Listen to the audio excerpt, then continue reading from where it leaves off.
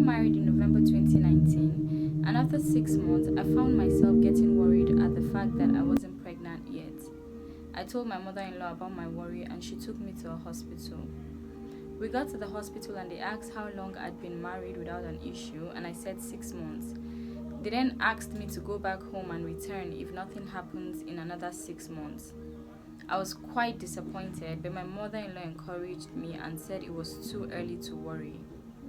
6 months later, and there still wasn't an issue, so we went to the hospital with my husband, and we did all the necessary tests and checkups, and everything was fine. So I was put on some meds to boost fertility. I shared my experience with my newly married friend, as most of my friends were still single and may not understand, and she tried to encourage me, but I decided if by December 2022 nothing happens, we will just go and adopt a child, because I do love children a lot. But she really encouraged me to not rush and make decisions, as it was quite early. I used to pray and cry at night, especially when I see a lot of people we got married about the same time already having children. People also threw careless comments at me when they see me playing with a child, and they'll be like, you've not given birth yet, or keep holding people's children, don't do and have your own, and it really hurt me. Fast forward to last year, the doctor said he will send me to Ep.6 to see a gynecologist, but I was honestly tired and we had spent a lot of money already, so I asked for 3 months break on the whole meds and checkups so I can rest. Within that 3 months, I took in, but I wasn't so sure, so I went for checkup. I refused to use a pregnancy test kit because I didn't want to raise my hopes, but I went for a test and it was confirmed. I asked for a scan and they showed me my tiny baby. I was so happy. I called my husband and told him. He was so happy that he was literally shouting on the phone. 2 weeks ago, I entered 7 months and confirmed I'll be having a baby boy. Congratulations.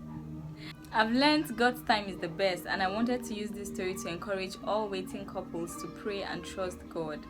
It's funny how you have sex as a single and boom, you're pregnant, but you're married and constantly working and using your calendar, but nothing happens. Yes, it's good to go for checkups after a while to be sure everything in your system is fine, but let's learn to trust God and don't get our hands into anything fetish. Also, in this year 2022, please practice minding your business and stop making careless remarks, especially when you don't know a person's struggle privately. A little remark can open wounds someone is trying to deal with. Quit asking questions like, when will you marry? When will you give birth? Especially when you're not providing husbands or children. She has literally said it all, and congratulations once again. My opinion about this story, I'm very much single, so I may not really understand. I definitely cannot understand what you must have gone through or what it feels like. You know, it's very easy for us out here listening to be like, 6 months, still too early, 1 year, why were you rushing it? It's easy for us to make remarks or comments like that, but I think everybody's entitled to feel the way they feel. Yes, everybody's feelings are valid, and we can just try to help them understand, okay, feeling this way doesn't really help you, maybe you should try it another way, but I don't think it's in our place to just say a person shouldn't feel a certain way. That's just what I think. So I can't really say anything about your feelings. God alone knows how you must have felt and how that entire period was for you, and what you must have learned and unlearned in that process. But like you said, trusting God's timing is literally always the best. Yes, I know certain times we're like, why do we have the medical practitioners? Why do we have all these healthcare facilities? It's so that it will just help us just make these things work. But at the end of the day, if you use all the whole healthcare facility in this whole world. If God has not allowed it to happen, it will not happen. So it's good we always know the place of God's timing in our situations, and it's also good. I noted the people you shared this with, your mother-in-law and your friend who is married. I think it's a very commendable thing in your part to not share your problems with just everyone. It doesn't mean if your friend is single, it doesn't mean we single people don't have things to say, but it's just better. They say the person wearing the shoe is the one that knows where it's pinching him or her. So it's good that you actually shared it with your mother-in-law and then your friend who was also married. And we must commend your friend and your mother-in-law. I'm really, really happy we're hearing really, really amazing things mother-in-laws are doing. It's no longer the terrible narratives we used to have or we used to see in the movies, that is just target that your mother-in-law cannot just be nice to you, like you guys cannot just gel together. I know that the case is so much different these days. So thumbs up to your mother-in-law and to your friend who kept encouraging you, and thumbs up to your husband for being very supportive of you through the entire process. And I just, it's a happy ending. It's a happy ending, so we're just very, very happy. We can't wait to finally see the baby. Hope I get to see the baby, but I can't wait. And I pray just that God continues to just keep you healthy and keep you safe and bless your home, right? And then the second part, if this 2022, let's practice minding our business. But there's a thin line between minding your business and also being caring to the people around you. It's a very thin line. So you might think you're showing care and concern, but you have crossed the line and it has entered not minding your business. You understand? So it might be you're asking out of concern. Okay, how are you? What's happening now? Okay, you finished school, you're working, so what next? Like, there is actually care and concern in what you're saying, and then it's different from like, so when will we see the husband? When will you bring the husband? When will you marry now? Time is no longer on your side. Like, it's a very thin line between those two scenarios. So let's just try, and if you don't know how to express yourself, it's good you just keep your mouth shut. Yeah, I think I can say that. I was tempted to say try addressing people the way you want to be addressed, but there are some people in this life that are so violent that they don't mind being addressed violently. So we cannot tell them to address people violently. You get? So sometimes it's just important that you weigh your words before you just blot them out. Let's learn to weigh our words and just imagine in our mind, how will this thing make this person feel, or how will this thing sound, and then just determine whether or not to say that thing.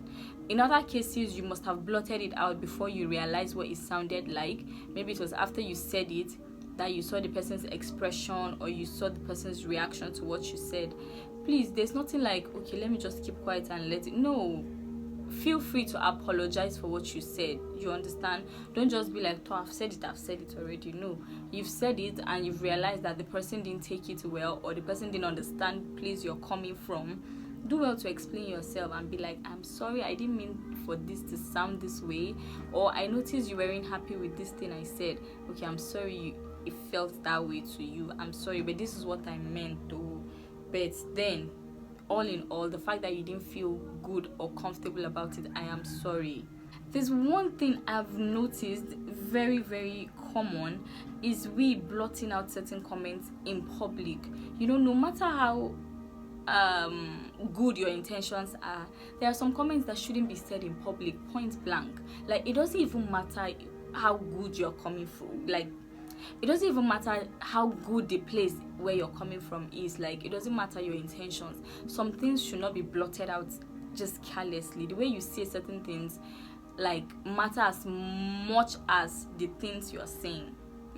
So some corrections shouldn't be made carelessly in public. You shouldn't just correct somebody carelessly in public when other people will hear and it will make the person feel some type of way. Or you shouldn't just make certain comments or remarks carelessly. Sometimes let's be careful what we say, how we say, when we say it. Just weigh everything before you just spill out whatever you want to. Okay, and congratulations once again, and thank you so much for sharing with us. I hope this encourages everybody waiting on God. That's the thing. I know everybody's waiting on God for one thing or the other. It doesn't even have to be children, it doesn't have to be marriage, it can be a job, it can be admission, it can be for the marriage, it can be for promotion, it can be for your business to work out, it can be for a big break in your business. Like, there are so many things we could be waiting and trusting God for. My prayer and advice to us today is, let's trust God's timing. Always trust God's timing in all of these things. Yes, there are places of human effort. There are places where you need to do your part. Like in her case, she went for the checkups to make sure her system is fine. Her husband went to make sure he's fine. Like, let it just be that, okay, if this thing is not happening, let it be that it's not because of something I'm not doing right. Let it be that, okay, it's God's timing.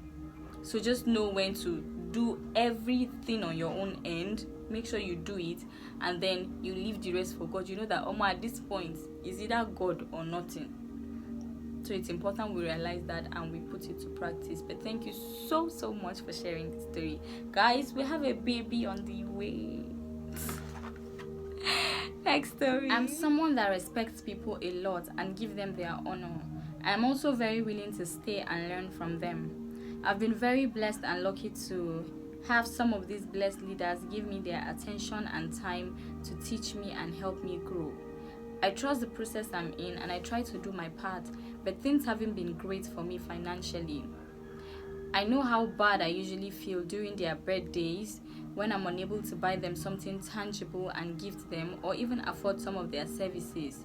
So I'll use my words to appreciate and honor them, and keep it in mind that when I do get the money, I'll do this and that for them. But it wasn't a thing I was proud of or happy about at all. As time went by, I kept working on my passions and learning a lot more in my field. Then one day I got a message from one of these people that have helped me greatly and I've looked up to, asking a question about something in my field because she knew I was interested in it. Lucky enough for me, I knew a few things in it and I gladly broke it down for her and offered to do the work if she didn't mind, as it will save her a lot of cost. She understood a lot of the things I said and even liked the idea I gave her. She was very happy I could be of help to her because she's quite busy and that was like reducing the work on her plate. I was so happy I could be of help as well. At that point, it felt like a little weight was taken off my shoulder. No, I've not made that money to buy her what I want, but I offered a service that made things a bit easier for her. At that point, I realized money is very good as it can buy you a lot of things, but when it's not in your reach, there are so many other ways to appreciate people and make their work easier. You may not be able to spend on your family, spouse, partner, friend, mentor as you want, but there is something you can do so well that it will make things easier for them. I hope you identify it and do it. Then when the money comes, we'll buy everything else. I love the stories. Like, we're having a lot of happy ending stories today. And wow, like, who cannot relate to this? Okay, a lot of people may not be able to relate to it, but there are also a lot of other people who have been in positions where they've been helped constantly by people that are way ahead of them.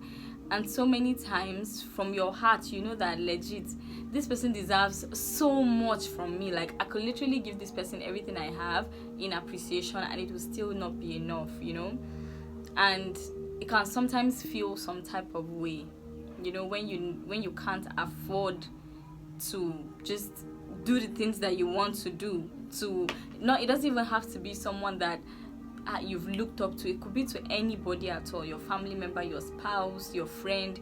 Sometimes it hurts that you can't afford to do the things that you'd love to do for them. But then, like in this story, there's always something you can do. Like, money is good, it does a whole lot of good, but you're the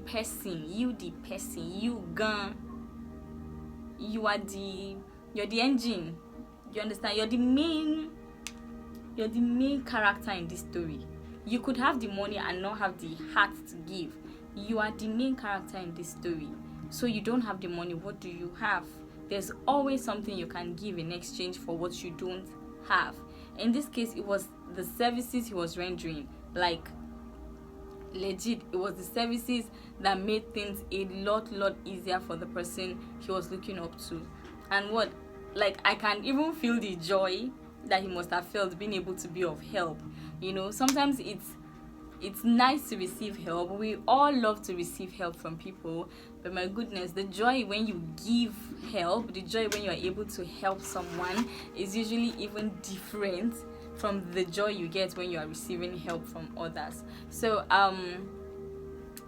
like he said, I think it's important we just find what is that thing that we can do to just make things easier for the people around us. Just what is it that you can give to show your appreciation.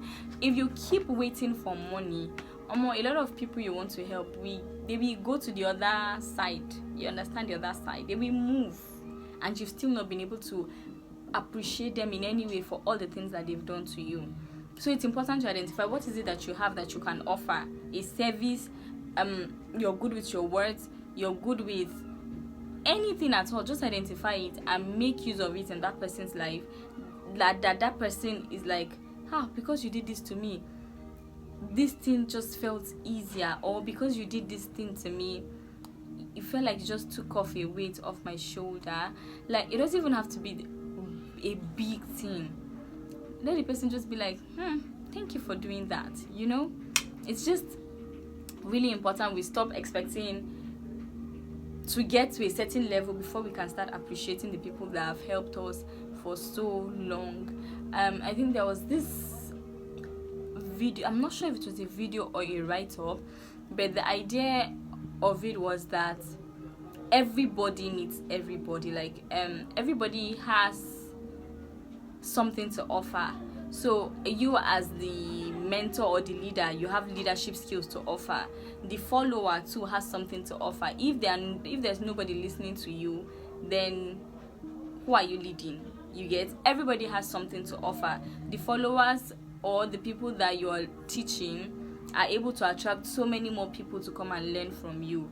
So everybody has something to offer. Nobody is too small or too invaluable to offer something. We all have something to give in appreciation. So today, make sure you just we need to start having action plans. Don't just learn and start practicing. Make sure you just think of one thing you can do. Think of that thing that you're so good at, and just think, who have you not appreciated? Like, who deserves an appreciation in your life? Is it your mom, your dad, your sibling, your loved ones, your boyfriend, your girlfriend, your husband, your wife, your children? Like, okay, how can I make this to just show my appreciation? If you're good with words, some of us in Nigeria, we're not good with saying I love you to our parents. Like, that's just what it is.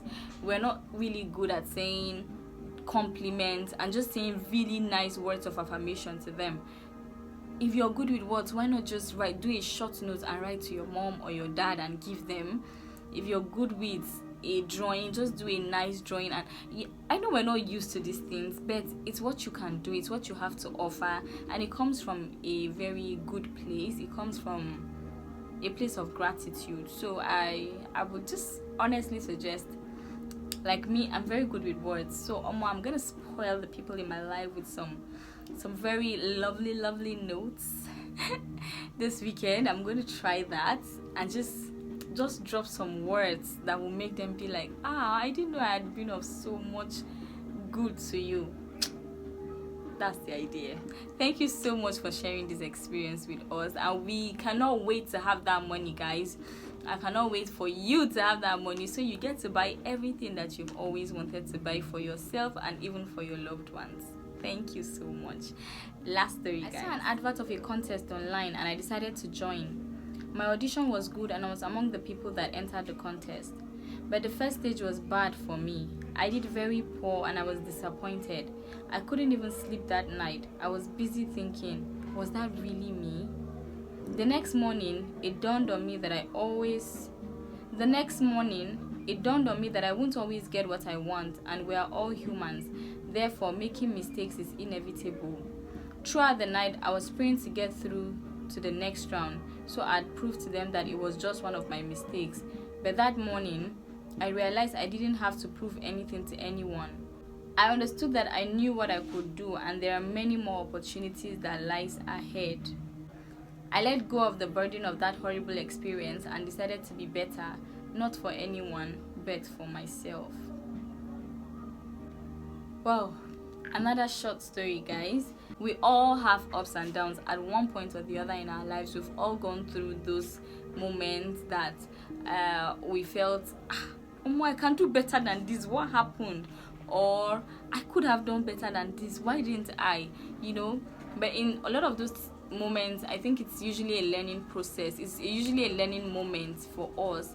Just be like, okay, what made this thing happen the way it did? Okay, can I learn from it? Can I do better from it? Okay, good and fine. It doesn't mean you shouldn't cry. You felt bad. You were hurt.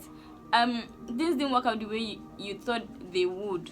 Please, by all means, if you're pained enough to cry, cry. I'm one person that tries my possible best to not just invalidate people's feelings. If you're very happy, by all means, be happy and let the whole world know you're happy.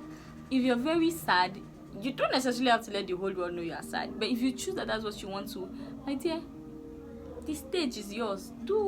Just express if it makes you feel better, so long as you're doing it from a good place, and honestly speaking, you're not trying to hurt anybody, or you're not trying to just cause some damage in any type of way.